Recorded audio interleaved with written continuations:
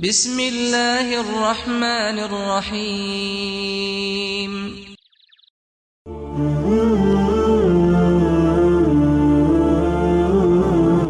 رسول اللہ صلی اللہ علیہ وسلم نے فرمایا کہ جب تم اپنے بستر پر لیٹنے آؤ تو اس طرح وضو کرو جس طرح نماز کے لیے کرتے ہو، پھر داہنی کروٹ پر لیٹ کر یوں کہو: اے اللہ، میں نے اپنا چہرہ تیری طرف جھکا دیا، اپنا معاملہ تیرے ہی سپرد کر دیا، میں نے تیرے ثواب کی توقع اور تیرے عذاب کے ڈر سے تجھے ہی پشت پناہ بنا لیا، تیرے سوا کہیں پناہ اور نجات کی جگہ نہیں۔